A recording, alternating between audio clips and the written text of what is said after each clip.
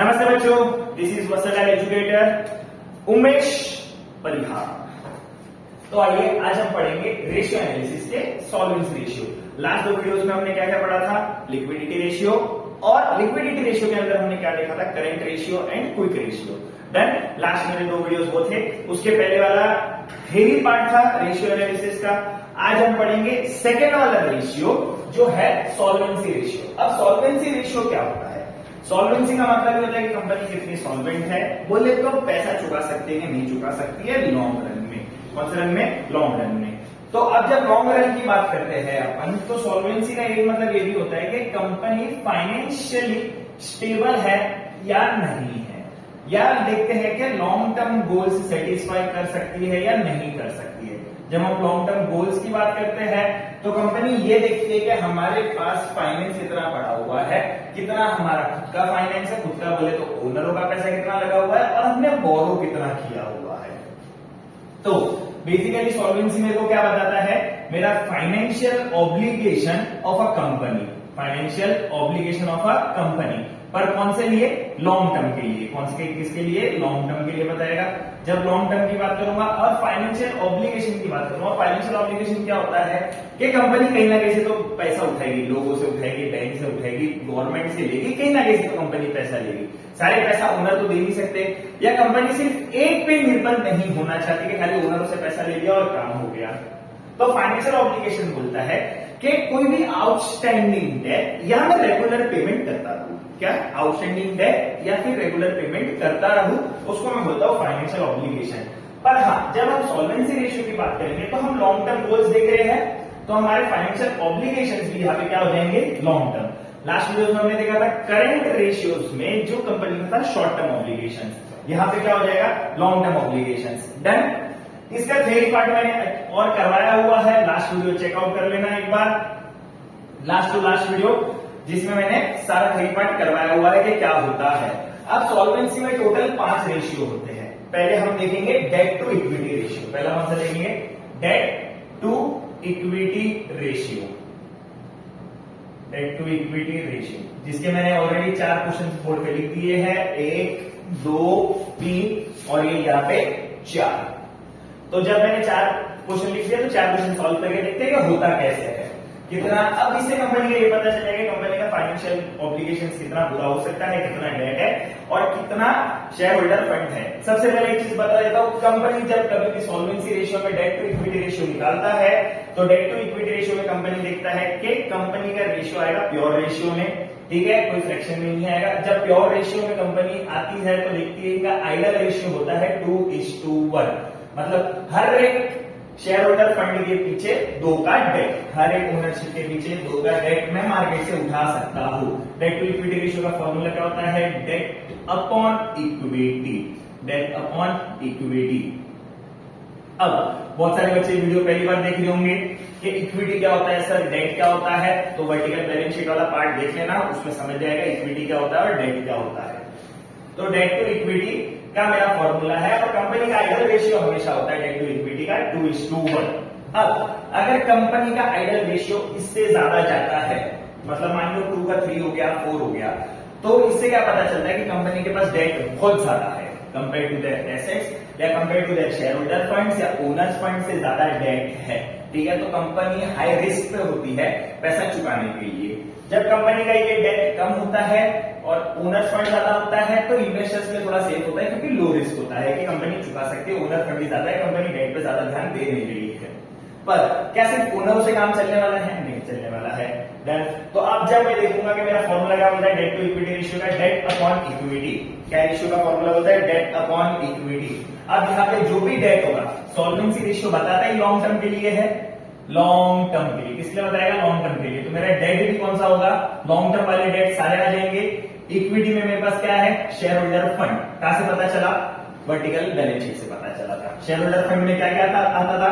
Share capital plus reserves and surplus. Done. तो ये आएगा मेरा शेयर होल्डर फंड में, जिससे मेरे को इक्विटी भी मिल जाएगा और मेरे को डेट मिल जाएगा। अब फर्स्ट क्वेश्चन अगर मैं देखूं क्या है, from the following information calculate debt to equity ratio. देखते हैं क्या दिया हुआ है। शेयर कैपिटल 10,000 इक्विटी शेयर्स है, 10 रुपए का एक है, 10 rupees each. What does it mean कि मेरे पास 10,000 इक्विटी शेयर्स है, मैं ओनरशिप देना चाहता हूँ मार्केट में, 10,000 इक्विटी शेयर देना चाहता हूँ।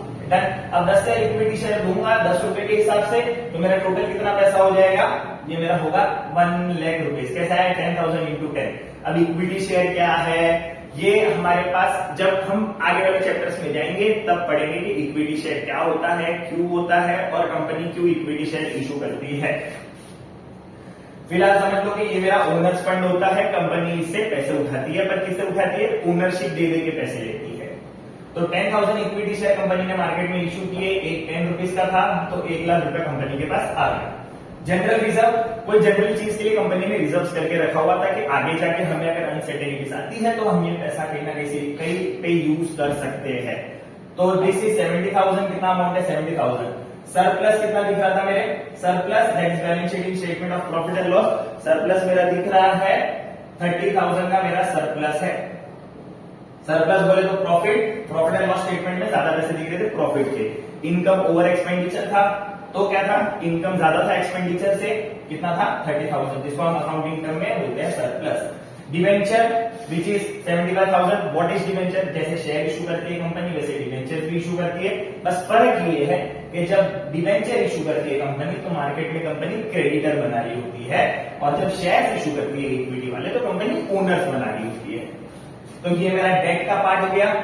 Long term provision 25,000, what is long term provision, लंबे समय के लिए प्रोविजन, अब है ही पूरा लॉन्ग टर्म के लिए, तो ये इंक्लूड तो होगा।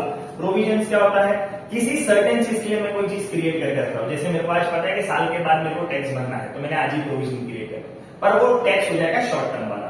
अब लॉन्ग टर्म के लिए क्या होगा कि ग्रेचुटी, पेमेंट ऑफ ग्रेचुटी देना है, जिसके लिए प्रोविजन कर रहा हूँ। Gratuity is an sum amount of money I pay to my employ after an number of years, है ना, जब वो मेरे पास काम करेगा, एम्प्लॉयमेंट लेगा मेरे से, कुछ सालों तक मेरे पास काम करेगा, तब मैं उसको एक लमसम अमाउंट दूंगा बाद में।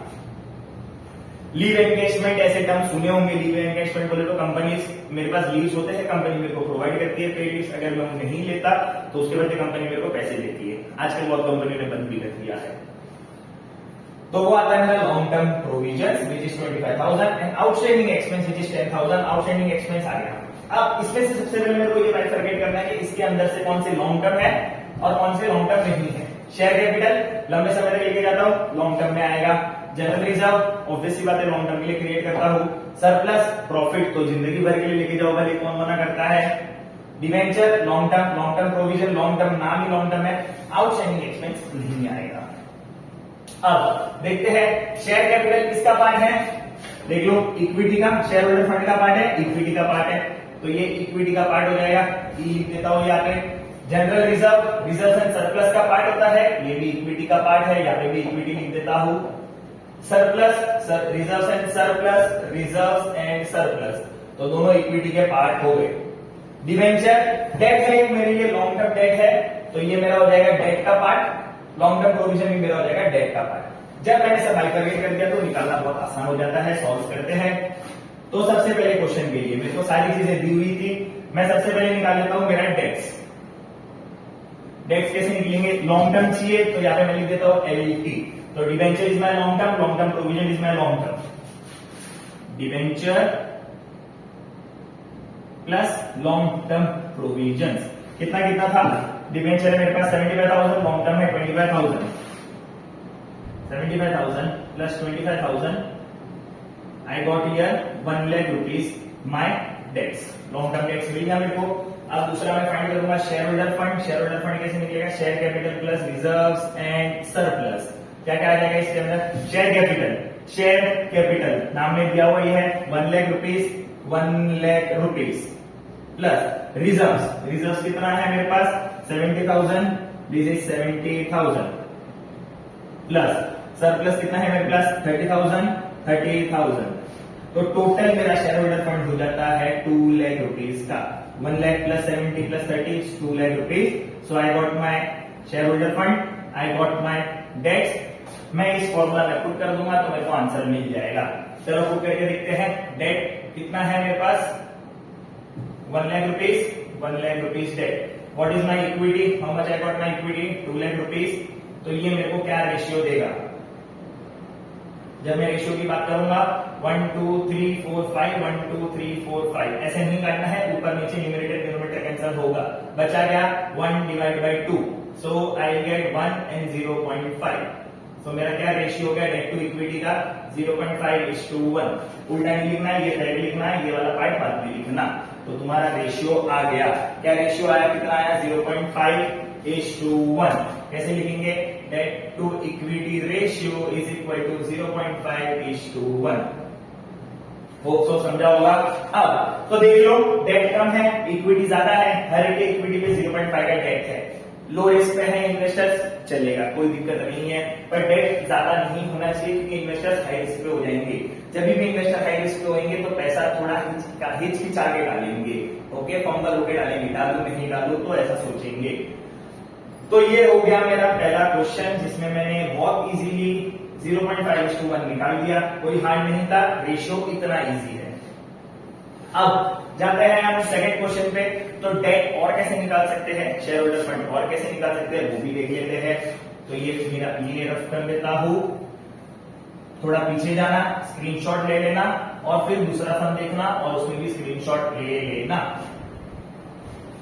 अब आगे बात करते हैं, सेकंड क्वेश्चन में मेरे को क्या दिया हुआ है, टोटल एसेट मेरे को दिए हुए हैं 1,25,000 के, टोटल एक्सटर्नल लायबिलिटी दी हुई है 1 लाख रुपीस की और करंट लायबिलिटी दी हुई है 50,000 की। डन। अब इसका टोटल का मतलब क्या है और मेरे को फाइंड क्या करना है, डेट टू इक्विटी रेशियो भी फाइंड करना है। ये रहा मेरा सेकंड क्वेश्चन। तो जब मैं एसेट की बात करता हूँ वर्टिकल बैलेंस शीट, अपन चलो 11th की बैलेंस शीट ही बनाते हैं वापस समझने के लिए। ये मेरा एसेट वाला पार्ट, ये मेरी लायबिलिटी वाली पार्ट। लायबिलिटीज में क्या होता है, इक्विटीज एंड लायबिलिटीज। इतना पार्ट इक्विटी होगा, इतना पार्ट लायबिलिटी होगा। लायबिलिटी दो पार्ट में डिवाइड है, non current liability and current liability. जब मैं इन दोनों को मिलाता हूं तो ये मेरा दिखाता है मेरे को टोटल डेट्स।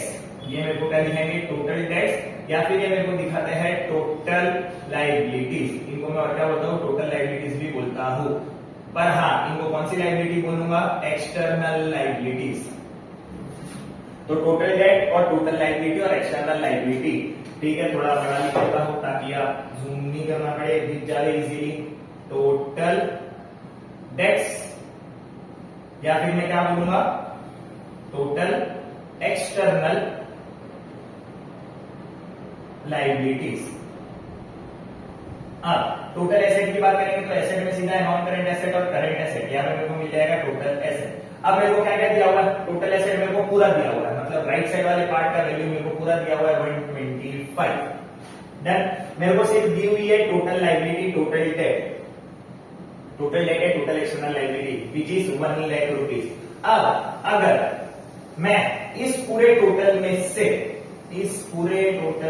राइट साइड वाले एसेट में से अगर मैं अपनी एक्सटर्नल लायबिलिटी माइनस करता हूं विच is 1 lakh, so I get my equity. What I get my equity. Equity तो मेरे को चाहिए, इक्विटी क्या चाहिए, इक्विटी तो मेरे को चाहिए। तो चलो निकालते हैं, equity is equal to total asset minus total external liability which is 125 minus 1 lakh rupees. कितना है ये 25,000। इक्विटी तो मिल गई, बड़ी इजीली मिल गई इक्विटी।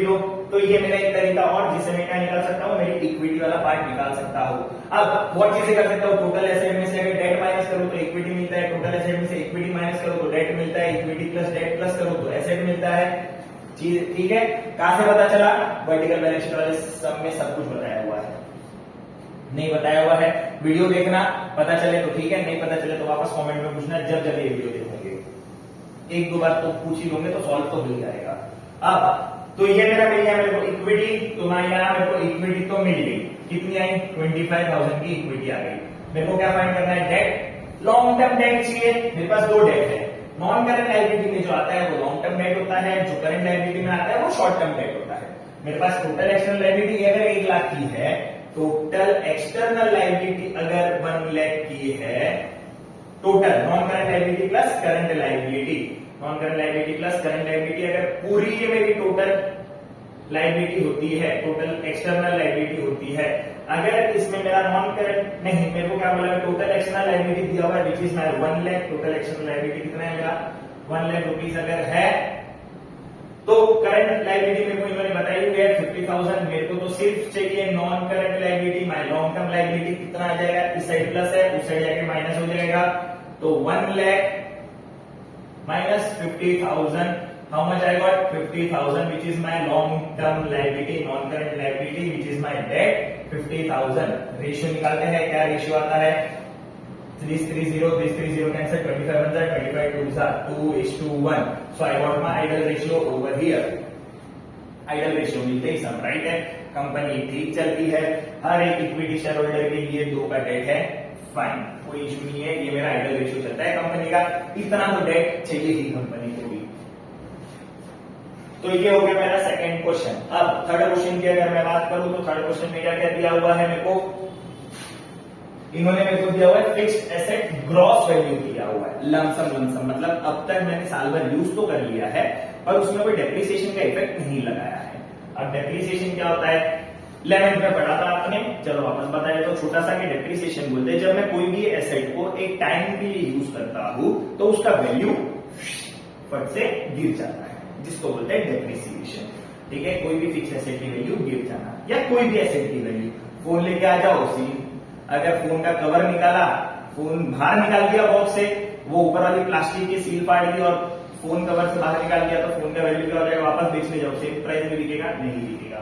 उसको अपन एज ए डेप्रिसिएशन का एग्जांपल ले सकते हैं समझने के लिए। कोई भी एसेट जिसका वैल्यू क्या होना, टाइम के हिसाब से कम हो जाना, टेक्नोलॉजिकली कम हो जाना, ऑब्सोलेंस हो जाना, ठीक है, उसको अपन बोलते हैं डेप्रिसिएशन। तो मेरी फिक्स एसेट में ग्रॉस वैल्यू दी है 6 लाख की, टोटल एक्यूमुलेटेड डेप्रिसिएशन बता रहा था 1 लाख का, नॉन करंट इन्वेस्टमेंट है 30,000 के, long term loans and advances है 20,000 के, करंट एसेट है 2.5 लाख रुपए के 2,50,000, करंट लायबिलिटी है 2 लाख रुपीस की, लॉन्ग टर्म बोरोइंग्स देखो क्लियरली बोल दिया, long term borrowings 10% debenture 3 lakh के, लॉन्ग टर्म प्रोविजन 1 लाख के, सारी चीजें तो दे दी, बचा गया फाइंड क्या करना है, फाइनल में वही करना है जो फाइंड करेंगे, डेट टू इक्विटी रेशियो। ये फिर से निकाल देता हूं, पीछे जाना, स्क्रीनशॉट ले लेना और इसके जितने सम्स हो सॉल्व कर लेना, तो तुरंत ही डाउट वगैरह सारे क्लियर हो जाएंगे। तो सबसे पहले मेरे को तो चाहिए इक्विटी, फिर मैं निकालता हूं डेट। पहले देख लेते लॉन्ग टर्म डेट कौन से अपने पास। First this is my debt, sorry long term provision मेरा एक डेट हो गया, लॉन्ग टर्म बोरोइंग्स मेरा दूसरा डेट हो गया, करंट लायबिलिटी मेरे को चाहिए नहीं चाहिए क्योंकि ये मेरे लॉन्ग टर्म डेट्स में नहीं आती, ये मेरे शॉर्ट टर्म डेट्स में आती है। अब अगर मैं बात करूं इक्विटी की, इक्विटी के लिए मेरे पास ऐसा इंफॉर्मेशन है, पर मेरे पास कौन सी इंफॉर्मेशन दी हुई है, ये वाली इंफॉर्मेशन दी हुई है, तो इससे मेरे को मिलेगी, मतलब मेरे पूरे क्वेश्चन से मेरे को मेरी इक्विटी फाइंड करनी है। फाइंड करते हैं इक्विटी कैसे फाइंड होगी।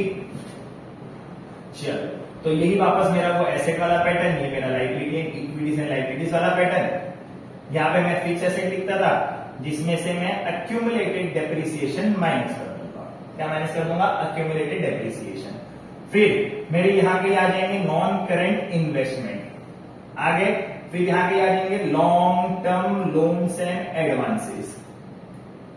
ये क्यों ऐसे होता है, क्योंकि मैं लोन दे रहा हूं, मैं किसी को लोन दूंगा तो मेरे पास पैसा आएगा, रिसीवेबल होगा, याद करिए सब करते थे इतनी सारी चीजें।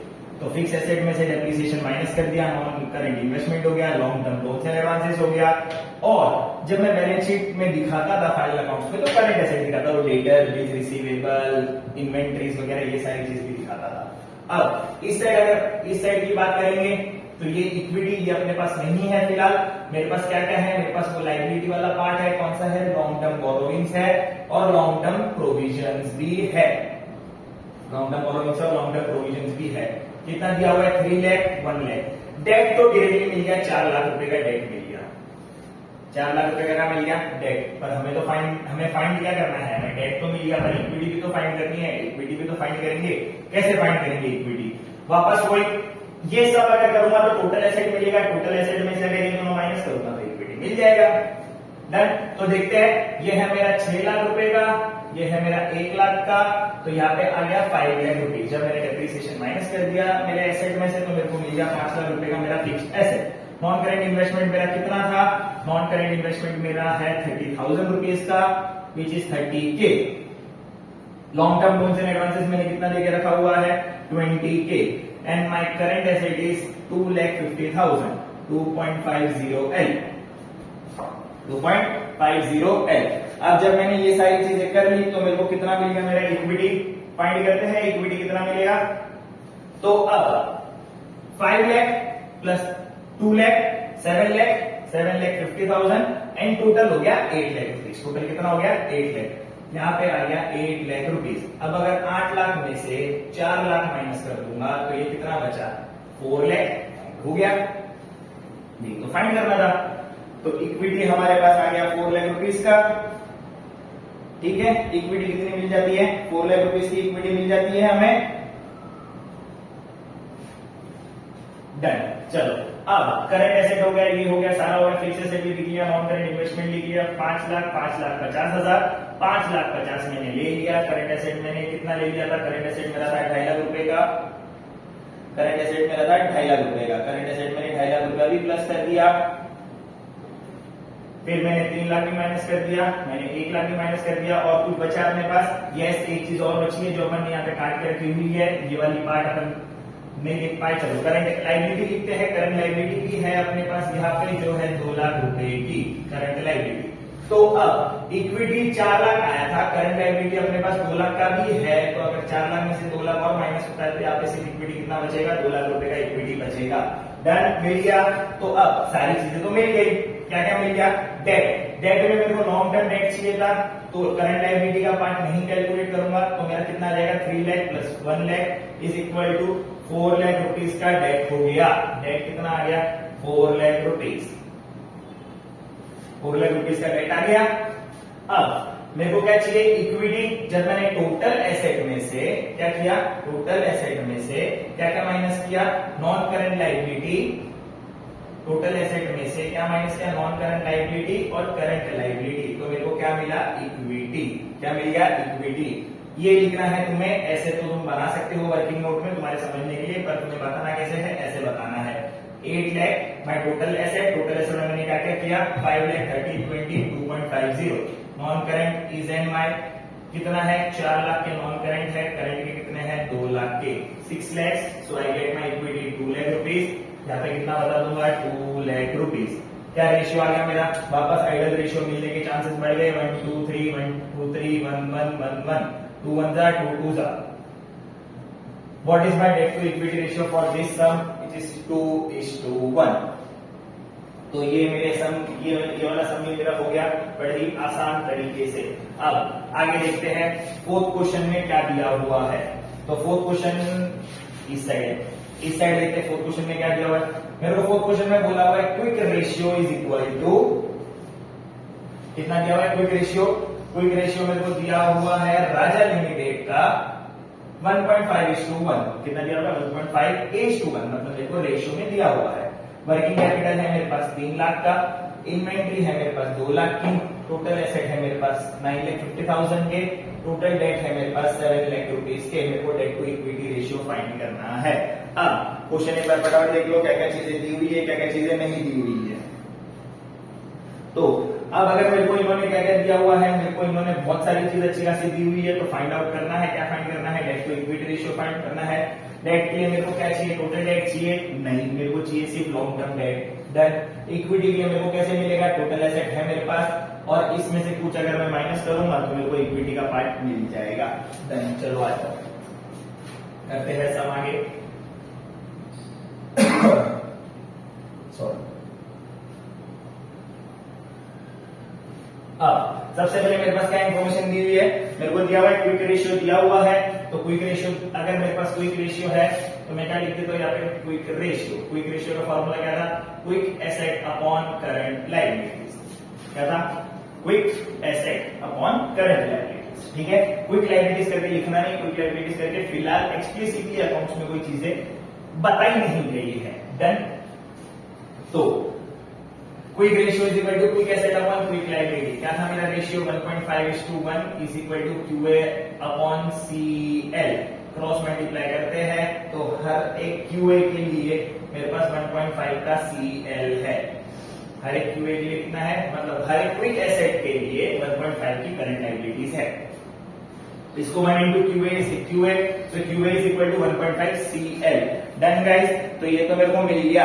अब मेरे को क्या दिया हुआ है, मेरे को इन्होंने बहुत मस्त चीज दी हुई है, मेरे को दिया हुआ है वर्किंग कैपिटल। वर्किंग कैपिटल क्या होता है, लास्ट वाले वीडियो में बताया था, वापस बता देता हूँ। वर्किंग कैपिटल ऐसा कैपिटल जो काम कर रहा है, एग्जाम्पल के साथ दिया था। Working capital is equal to current asset minus current liability. What is working capital? Current asset is equal to current liability. Exactly. अब अगर मेरे को करंट लायबिलिटी फाइंड करनी है, तो करंट लायबिलिटी फाइंड करने के लिए मेरे पास क्या क्या इंफॉर्मेशन है, वर्किंग कैपिटल है पर करंट एसेट नहीं है। करंट एसेट ये दिख रहा है, नहीं दिख रहा है। टोटल एसेट है, इन्वेंट्रीज है। तो अब इन्वेंट्रीज जो स्टॉक होता है वो करंट एसेट का पार्ट है। डन। तो करंट एसेट आएंगे कैसे, current asset is equal to quick asset plus inventories. इस क्वेश्चन के हिसाब से मेरे पास क्या है, quick asset plus inventory minus CL. किसकी जगह पे लिखा मैंने, करंट एसेट की जगह पे लिखा। करंट एसेट में क्या क्या आ जाते हैं, स्टॉक आ जाता है जिसको मैं इन्वेंट्री बोलता हूं। वर्टिकल बैलेंस शीट शेड्यूल 3 के हिसाब से ये इन्वेंट्रीज आ गया। बाकी सारे quick asset, cash and cash bank, debtors, bills receivable, ये सब मेरे क्विक एसेट्स है। हाँ, स्टॉक मेरा क्विक एसेट नहीं था, इन्वेंट्रीज मेरा क्विक एसेट नहीं था। Inventories is a part of an current asset. तो मैंने क्या बता दिया, क्विक एसेट ये सारी चीज प्लस इन्वेंट्रीज। प्लस क्या बता दिया, इन्वेंट्रीज जो मेरा मिलके मेरा क्या बन जाता है, ये सब मिलके मेरा क्या होता है, करंट एसेट। अब वर्किंग कैपिटल का वैल्यू कितना दिया हुआ मेरे पास, 3 lakh rupees. Working capital is 3 lakh rupees. Put कर दिया। क्विक एसेट है मेरे पास, क्विक रेशियो दिया हुआ था जिससे मैंने क्विक एसेट निकाला, कितना निकाला, 1.5 CL। CL is an current liability plus inventories मेरे पास है, क्वेश्चन में मेरे पास इन्वेंट्रीज है, कितनी है इन्वेंट्रीज, 2 लाख रुपए की इन्वेंट्रीज है, 2 लाख रुपीज, 2 लाख की इन्वेंट्रीज माइनस कितना बच गया, CL। डन गाइस, तो मेरे को इतनी चीजें तो मेरे पास थी और ये इतनी चीजें मैंने बना भी ली। ब्रैकेट बनाना है बनाओ, नहीं बनाओगे तो भी चल जाएगा, पर मैक्स वाला चीज करने लग जाओगे फिर तुम लोग प्लस इंटू माइनस माइनस, उससे अच्छा करंट एसेट की जगह पे लिख दो QA plus inventory minus CL। Done. तो ये हो गया करंट लायबिलिटी। अब कैसे फाइंड करूंगा, 3 लाख प्लस 2 लाख इस साइड ले आते हैं, 3 लाख से इजीली माइनस हो जाएगा वो चीजें। Sorry, 3 lakh minus 2 lakh is equal to इस साइड क्या बचा, 1.5 CL माइनस CL। तो ये कौन सा हो गया, 1 CL हो गया। 3 lakh minus 2 lakh is equal to 1 lakh और यहाँ पे 1.5 माइनस 1 इज 0.5 CL। CL अलग छोड़ेंगे, 0.5 इस साइड मल्टीप्लाई है, इस साइड आके डिवाइड हो जाएगा। बेसिक मैक्स एकदम 0.5 इज इक्वल टू CL। अब ये कितना होता है, नीचे पॉइंट हटाऊंगा, ऊपर एक पॉइंट बढ़ जाएगा। तो चलो यहां से पॉइंट हटा देते हैं, ऊपर एक 0 बढ़ा देते हैं, बढ़ा दिया। काट पुट करें, ब्लैक मार्कर से करते हैं, समझेगा। 5 1 जा 5, 5 2 जा 10, खत्म। 1 2 3 4 5, 1 2 3 4 5, करंट लायबिलिटी मिल गई। Current liability is equal to 2 lakh rupees. बहुत बढ़िया, क्या मिल गया, करंट लायबिलिटी मिल गया। पर अभी भी मेरा क्वेश्चन में कुछ हुआ मेरे साथ, कुछ भी नहीं हुआ, क्योंकि मेरे को जो इन्फॉर्मेशन चाहिए वो तो अब तक ही नहीं मिली है। फाइंड करते हैं भाई, ना ही मेरे को अब तक डेट मिला है, ना ही मेरे को इक्विटी मिला है। डेट और इक्विटी फाइंड करना है। डेट में भी कौन सा करना है, लॉन्ग टर्म डेट। इक्विटी में भी क्या करना है, share holders fund, share capital और रिजर्व एंड सरप्लस। चलो और फाइंड करते हैं। अब मेरे को करंट लायबिलिटी मिल गई, क्या मिल गई, करंट लायबिलिटी। मैं डाल दूंगा, मेरे को क्विक एसेट मिल जाएगा, पर अभी फिलहाल फाइंड करने की जरूरत नहीं है तो नहीं करते हैं। इसका काम हो गया, इसका काम हो गया। अब वही बात आ गई, टोटल एसेट टोटल डेट। तो सबसे पहले तो टोटल डेट मेरे पास है 7 लाख रुपए का, करंट लायबिलिटी है मेरे पास 2 लाख रुपए की। कितनी है, 2 लाख रुपए की। तो अब अगर टोटल डेट मेरा किसके मिला के होता है, नॉन करंट डेट, जो लॉन्ग टर्म डेट होता है, जिसको मैं क्या बोलता हूँ, लॉन्ग टर्म डेट, प्लस ये short term debt current liability. तो इसको नॉन करंट लायबिलिटी भी बोलो भले चलेगा, long term debt, non current debt बोलोगे, रेशियो के हिसाब से तो चल जाएगा। टोटल डेट मेरे पास कितना दिया हुआ था, टोटल डेट था मेरे पास 7 लाख रुपीज का। Total date is my 7 lakh rupees plus कितना है, टोटल डेट कितना है, 7 lakh rupees. 7 lakh rupees total debt है। अगर टोटल डेट 7 लाख रुपीज है, नॉन करंट लायबिलिटी कुछ नहीं है, करंट लायबिलिटी 2 लाख रुपीज है, इस साइड प्लस, इक्वल टू के साइड आगे माइनस हो जाएगा। नॉन करंट लायबिलिटी मेरा बच गया 5 लाख रुपए। कैसे आया? बहुत ही आसान है। इक्वल टू के इस साइड प्लस में 2 लाख था, इक्वल टू के लेफ्ट साइड में भी आया, जब मैंने माइनस किया तो मेरे पास नॉन करंट लायबिलिटी कितना मिल गया? 5 लाख। इसी को मैं बोलता हूं लॉन्ग टर्म डेट्स। तो लॉन्ग टर्म डेट तो मिल गया। क्या मिल गया? लॉन्ग टर्म डेट मिल गया। लॉन्ग टर्म डेट की जगह पे मैं डाल दूंगा, कितना डाल दूंगा? 5 लाख रुपीज। 5 लाख रुपीज डाल देते हैं। 1 2 3 4 5। बहुत बढ़िया, सब आ गया। अब क्या चाहिए मेरे को? इक्विटी चाहिए। एग्जैक्टली इक्विटी कैसे आएगी? इक्विटी लाने के लिए क्या करना पड़ेगा? वही थोड़ा पीछे जाते हैं। Total asset is equal to total external liability. Total asset is equal to total external liability plus equity. Plus क्या? इक्विटी। फाइनल इक्विटी करना है तो इक्विटी को अगर अकेला छोड़ता हूं तो टोटल एसेट में टोटल एक्सटर्नल लायबिलिटी माइनस कर दूंगा तो इक्विटी मिल जाएगा। अब देखते हैं टोटल एसेट है मेरे पास। टोटल एसेट है मेरे पास 9,50,000 के, 9,50,000। टोटल एक्सटर्नल लायबिलिटी में क्या क्या आता है मेरा? टोटल डेट दिया हुआ है 7 लाख रुपीज। सो ये कितना आ गया? Equity 9.5L minus 7L। Equity is equal to 2.5L, 2,50,000। Equity भी मिल गया। फॉर्मूला में पुट कर दो, इक्विटी 2.5 लाख रुपया। जब मैं कैंसिल आउट करूंगा, 40 cancel, 25 cancel, 25 2 what is my ratio debt and equity? 2:1। देख लो भाई, आइडियल रेशियो आ गया। हमने कैसे निकाला इक्विटी? पहले नॉर्मल सम किया, फिर हमने टोटल एसेट बना के देखा, फिर हमने नीचे देखा कि कैसे हम इक्विटी फाइंड कर सकते हैं। फोर्थ क्वेश्चन में हमने रेशियो से भी फाइंड कर लिया। क्विक एसेट से करंट लायबिलिटी, करंट लायबिलिटी से हमने क्या निकाल दिया? डेट निकाल दिया और इक्विटी हमें मिल गया। तो ये था मेरा सॉल्वेंसी रेशियो का पहला ratio, debt to equity ratio.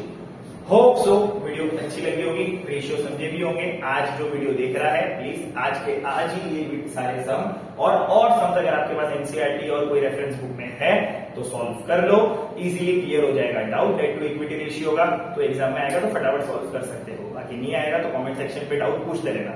Like करो, शेयर करो, सब्सक्राइब करो दोस्तों के साथ, सबको साथ में मार्क्स आएंगे, सब साथ में ग्रो करेंगे। All the best. चलो बाय बाय।